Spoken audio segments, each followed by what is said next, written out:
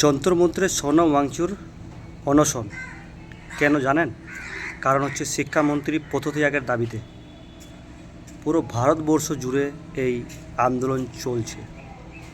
নমস্কার বন্ধুরা, আজ আমরা এমন একটি বিষয় নিয়ে কথা বলবো যা দেশ জুড়ে আলোচনা রয়েছে, কেন্দ্রবিন্দুতে রয়েছে। দিল্লির যন্তর মন্তরে শিক্ষাবিদ ও পরিবেশ কর্মী সোনম ওয়াংচুক অনশন শুরু করেছে প্রায় 17 দিন এবং এই আন্দোলনের সঙ্গে যুক্ত কিছু সংগঠন কেন্দ্রীয় শিক্ষামন্ত্রী ধর্মেন্দ্র প্রধানের পদত্যাগের দাবিতে বসে আছে, কিন্তু আমাদের সরকার আজ পর্যন্ত পদত্যাগ কিন্তু দিতে রাজি নয়।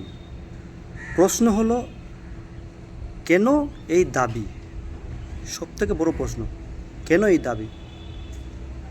আন্দোলনকারীদের বক্তব্য, বিভিন্ন প্রতিযোগিতামূলক পরীক্ষায় অনুমতি ও প্রশ্ন ফাঁসের অভিযোগ শিক্ষার্থীদের আস্থা ক্ষতিগ্রস্ত হয়েছে বলেই তারা আন্দোলনে বসেছেন।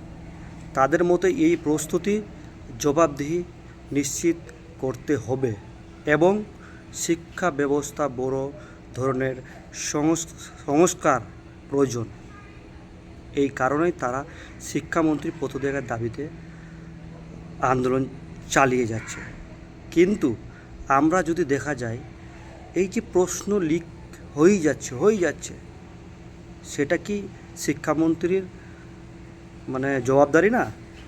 সোনম ওয়াংচুক বলছে তার মূল উদ্দেশ্য শুধু একজন ব্যক্তি পদত্যাগ নয়, বরং শিক্ষা ব্যবস্থাকে আরও সুস্থ, জবাবদিহিমূলক এবং শিক্ষার্থীরা ভালোভাবে যেন সুরক্ষিত থাকে তার জন্য।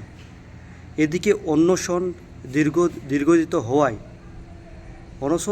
হওয়ায় শারীরিক অবস্থা কিন্তু তার সেরকম কোনো ভালো নয়। বিভিন্ন সংবাদ মাধ্যমে যা জেনেছি আমরা, চিকিৎসকদের পর্যবেক্ষণে ওজন কমছে প্রচুর, 8-10 কিলো ওজন কমে গেছে। স্বাস্থ্য নিয়ে উদ্যোগে প্রকাশ্য রয়েছে পুরো ভারতবর্ষ জুড়ে।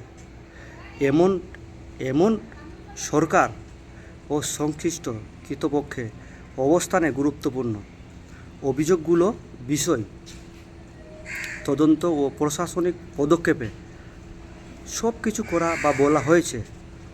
তবে আন্দোলনকারীরা মনে হচ্ছে আরও কার্যকর জবাবদিহি দরকার। বিষয়টি নিয়ে রাজনৈতিক ও সামাজিক পর্যায়ে বিভিন্ন মতে রয়েছে। সঠিকভাবে কে কী মত করছে এখন পর্যন্ত কিন্তু বোঝা যাচ্ছে না। বন্ধুরা, শিক্ষা এমন একটি বিষয় যা কোটি কোটি শিক্ষার্থীদের ভবিষ্যতের সঙ্গে জড়িত। তাই এই ধরনের ঘটনা সবচেয়ে গুরুত্বপূর্ণ হলো স্বচ্ছ তদন্ত, সত্য ঘটনা এবং প্রয়োজনীয় যথাযথ ব্যবস্থা নেওয়া কিন্তু দরকার।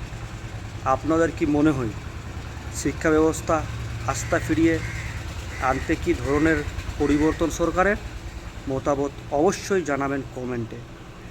কারণ আজকে সোনম ওয়াংচুক পুরো ভারতবর্ষে, কারণ উনি একজন সায়েন্টিস্ট, আমাদের ভারতবর্ষের একজন সায়েন্টিস্ট, যদি অনশন করে আজকে 17 দিন হয়ে আসছে, কিছু খাচ্ছে না, তো তার জবাব কে দেবে?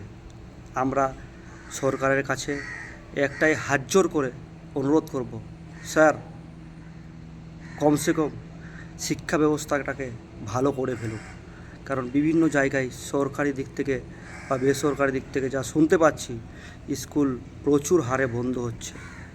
কিন্তু কি করব, অসহায় মানুষ আমরা, যার জন্য হয়তো আমার মতো এডুকেশন ব্যবস্থাকে শুধরানোর জন্য তারা কিন্তু আন্দোলনের যন্ত্রমন্ত্র লড়ছে।